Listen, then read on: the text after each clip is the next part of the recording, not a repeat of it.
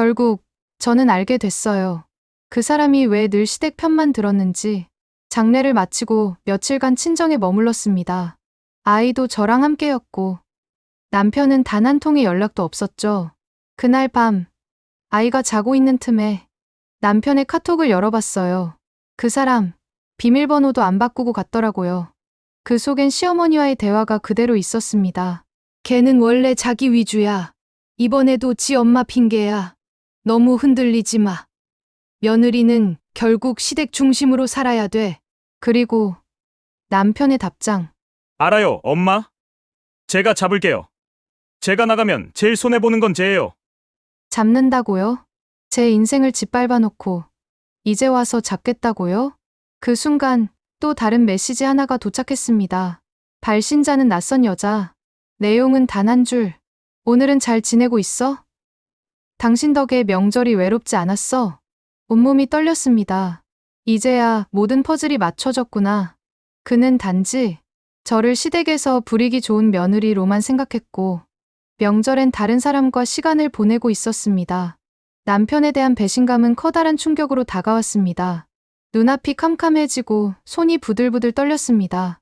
저는 바로 전화를 걸었습니다. 당신 사람이야? 그냥 이혼하자.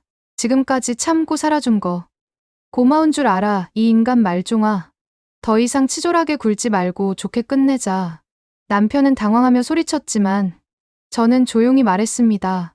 이제 나한테 돌아갈 거야. 그리고 다음 날 저는 시댁으로 찾아갑니다. 식탁 위에 이혼 서류 한 장을 올려놓고 이렇게 말하죠. 이제 당신들이 말하던 우리 며느리, 우리 집사람은 없어요. 그날 아침 저는 아이 손을 꼭 잡고 시댁 문 앞에 섰습니다. 손에는 한 장의 이혼 서류가 들려 있었죠. 문을 열고 들어가니 시어머니는 이제 와서 무슨 낯짝으로 왔니? 하며 쏘아붙였습니다. 저는 아무 말 없이 식탁 위에 그 서류를 내려놨습니다. 이게 뭐야? 남편이 물었죠. 그동안 말로는 안 통했잖아. 이건 내 마지막 대답이야. 시어머니는 헛웃음을 치며 말했습니다. 내가 애 데리고 살 수 있을 것 같아? 세상 그렇게 만만하지 않아. 그 순간 저는 조용히 웃었습니다. 어머니, 세상 무서운 거 이미 엄마 장례식 날 겪었어요. 그날보다 힘든 건 없을 거예요. 남편은 서류를 쳐다보며 진짜 이걸로 끝내겠다는 거야? 응, 이제는 나를 위해 살 거야. 그 누구의 며느리도 아내도 아닌 그냥 한 사람으로 당신들 식탁에 늘 빠지던 한 사람. 오늘부턴 완전히 빠져줄게요. 아이를 안고 돌아서는 그 순간 시어머니가 말했습니다.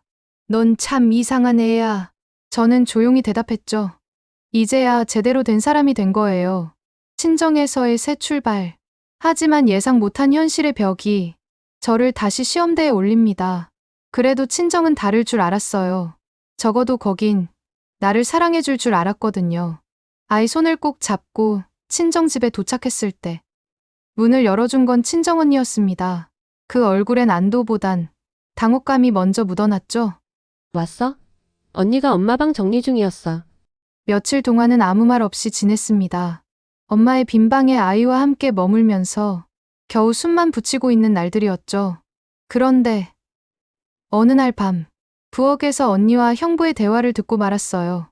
애까지 데리고 와서 여기서 얼마나 있을 건데? 우리도 애 키우고 자리 줘봐. 형부의 말에 언니는 한숨 쉬며 말했습니다. 나도 알아.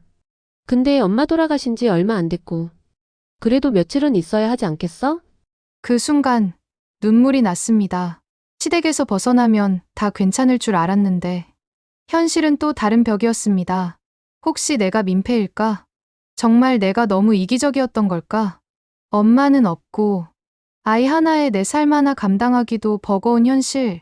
그날 밤 저는 언니에게 말했습니다. 내가 나갈게. 더는 민폐처럼 있고 싶지 않아. 언니는 놀란 표정이었지만 저는 웃으며 말했어요. 엄마는 항상 말했어. 너는 어디 있어도 내 힘으로 살아갈 아이야.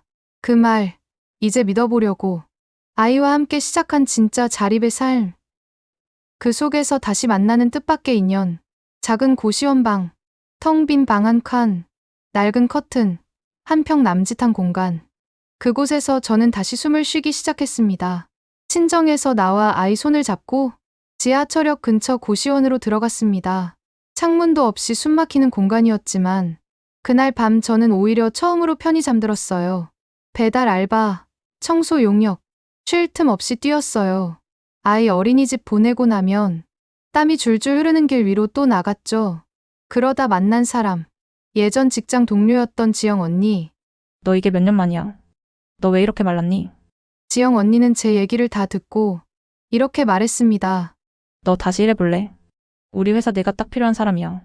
작지만 따뜻한 손길 하나. 그게 사람을 살리더라고요. 이렇게 다시 시작해도 되는 걸까? 엄마가 이 모습 기특해 해줄까?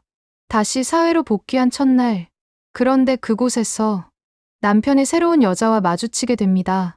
그 여자를 다시 만난 장소는 놀랍게도 제 새 직장이었습니다.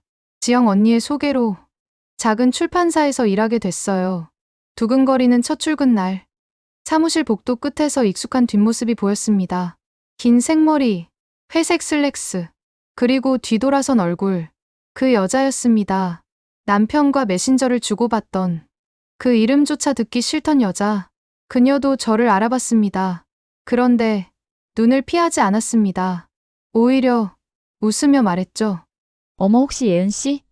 여기서 보게 될 줄은 몰랐네요.